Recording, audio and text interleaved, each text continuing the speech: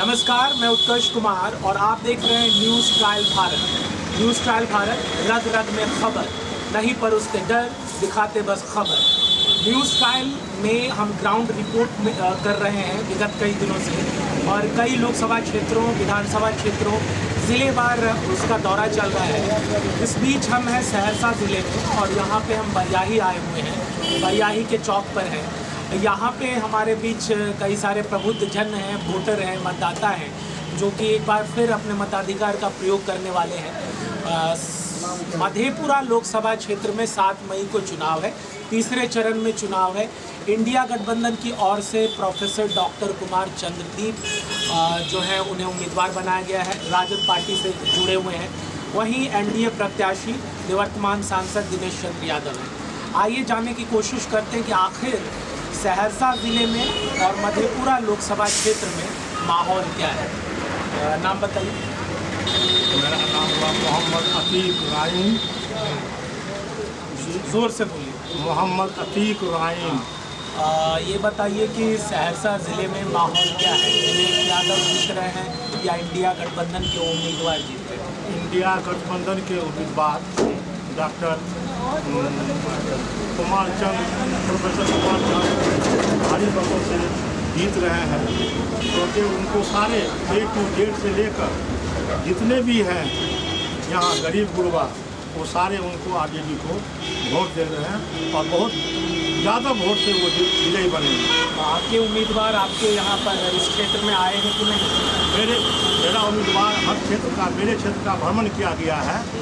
हर जगह, हर टोला, हर मोहल्ला, हर जगह घूम घूम कर वो सबसे आशीर्वाद लिए हैं और उनका नेक्स्ट प्रोग्राम है कि हर पॉइंट पर जाके वो लोगों से फिर एक बैठक बनाएंगे और बैठक में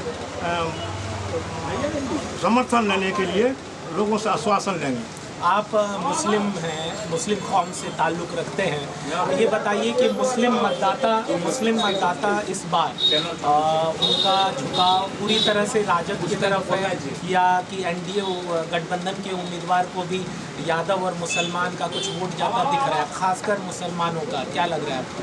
सबसे बड़ी बात यह है कि बिहार में आरजेडी के राष्ट्रीय अध्यक्ष जनाब लालू साहब जो अध्यक्ष हैं, उनके नेतृत्व में, तेजस्वी यादव के नेतृत्व में हमारे मधेपुरा लोकसभा क्षेत्र के सारे मुसलमान आरजेडी के साथ हैं।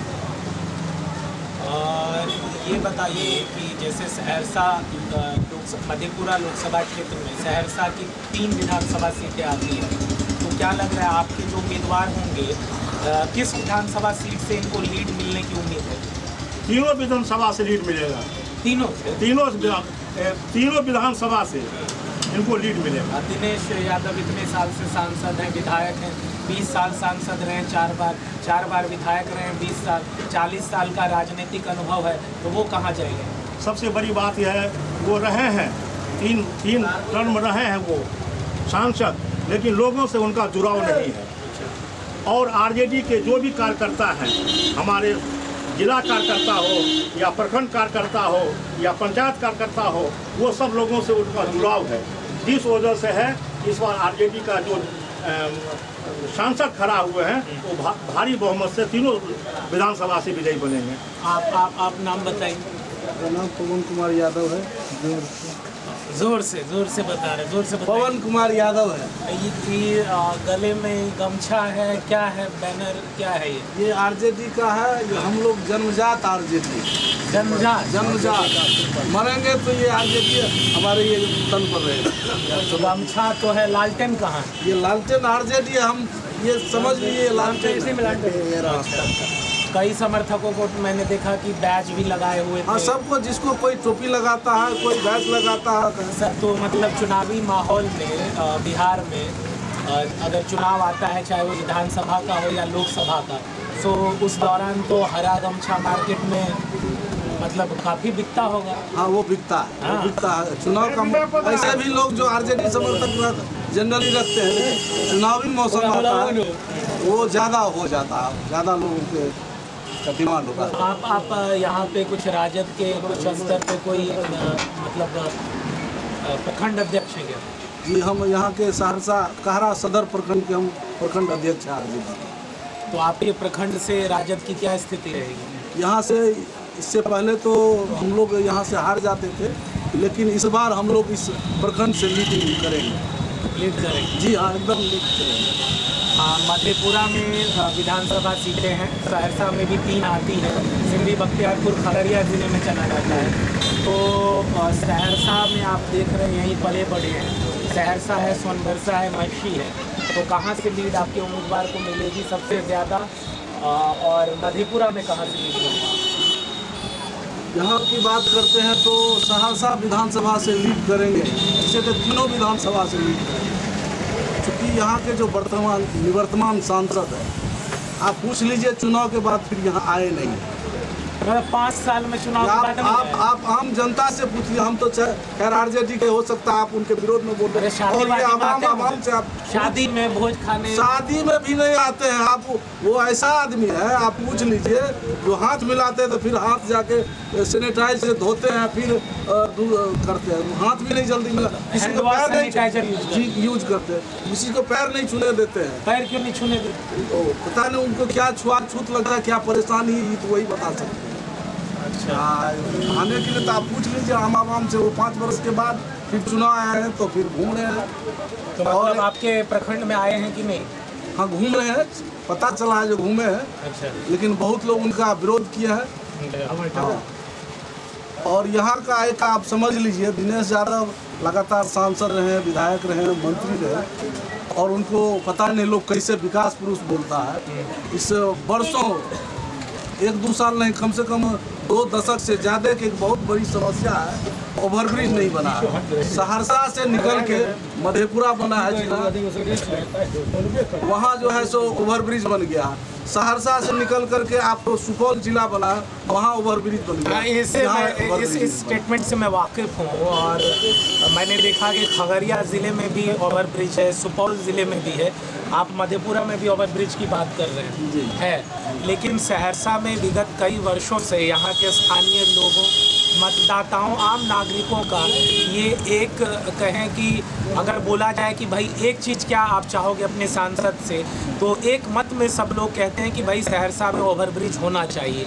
ओवरब्रिज नहीं रहने के कारण इस पार से उस पार जाने में लगता है कि कोई देश का बॉर्डर लांघ रहे हैं, और एम्बुलेंस जैसी जीवन रक्षक जो गाड़ियां होती है वो भी उसमें फंस जाती है, और कई बार लोगों की जान तक चली जाती है, जिस पर यहाँ के विधायक और सांसदों का ये कहना होता है हम कोशिश कर रहे हैं, लेकिन अमली जामा नहीं पहुँचा पाते, और इस कारण यहाँ के उपभोक्ता, यहाँ के मतदाता भी पसोपेश में रहते हैं कि आखिर यहाँ के सांसद, विधायक और प्रशासन और राज्य सरकार की मंशा क्या है।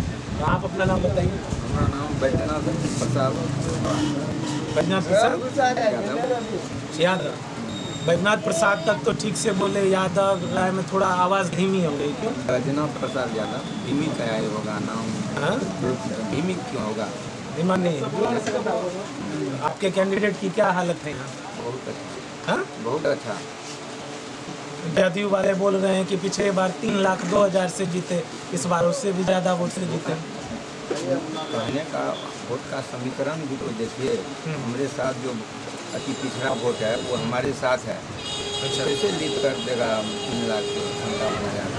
अभी बार नौहट्टा से, मैसी से, नौहट्टा से, कहरा से, शोर बाजार से, हर जगह से लीड देंगे। ये नीतीश कुमार कहते हैं कि भाई अति पिछड़ा, दलित, महादलित तो उनके वोटर हैं। मोदी कहते हैं सबका साथ सबका विकास, तो फिर आप लोग कहाँ हैं? सबका साथ सबका विकास तो नहीं हुआ, विनाश हुआ है। विकास कैसे हुआ? विकास दर तो घट के बहुत नीचे निम्न स्तर पर आ गया। अब मोदी साहब वो सर्जिकल स्ट्राइक कर रहे हैं, जीएसटी ले आए, डिमोनिटाइजेशन कर दिए, जीएसटी से राम मंदिर बनवा दिए। राम मंदिर से पुजारी जो पूजा करता उसी को न कुछ होगा।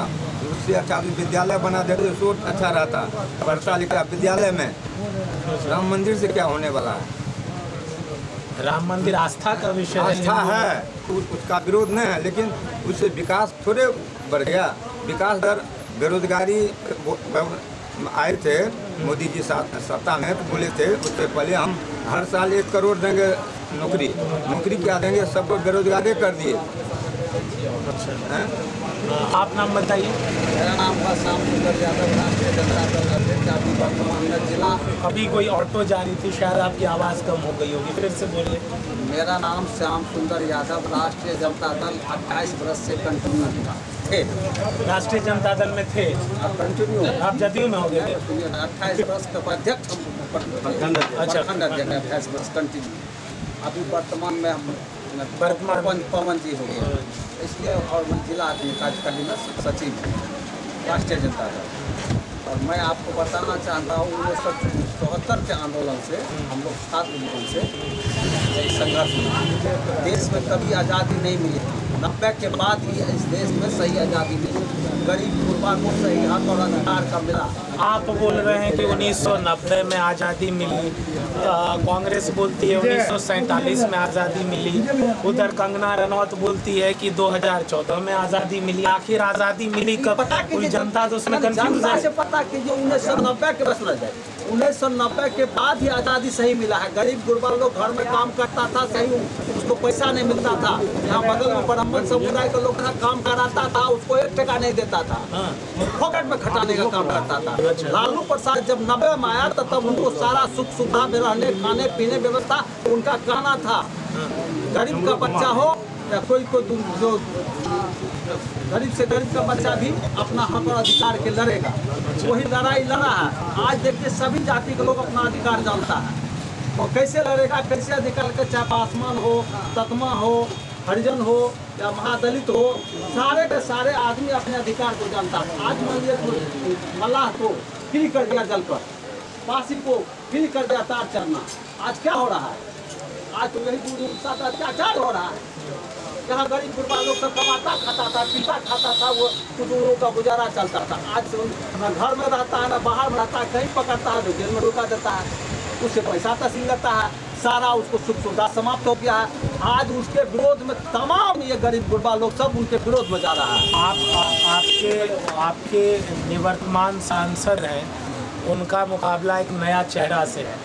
हालांकि आपके उम्मीदवार के पिताजी राज्यसभा सदस्य सांसद रहे हैं, लोकसभा का प्रतिनिधित्व किया है उन्होंने, और PNMU के संस्थापक कुलपति भी रहे हैं, लेकिन वो यहाँ पर स्थानीय स्तर पर नया चेहरा है। आपको क्या लग रहा है, किस तरह का फाइट मिलेगा दिनेश यादव से? आप एक बात जान लीजिए, दिनेश चंद्र यादव कोई हवा नहीं, ये हवा था मोदी का, ये हवा था नीतीश कुमार का।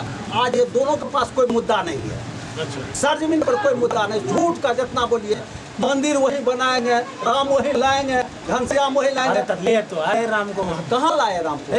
रामनवमी हुआ कल परसों, लाया एक महीना पहले। रामनवमी हुआ कल परसों, लाया 1 महीना पहले राम को।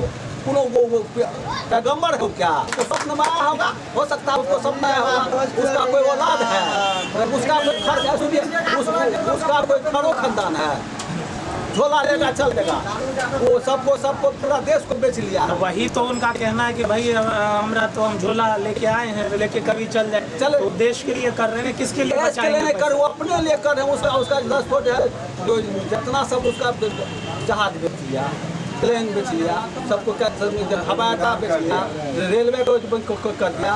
किसके लिए हो रहा है? यहाँ के जनता के लिए कुछ हो रहा है क्या? गरीब गुरबा के लिए कुछ हो रहा है क्या?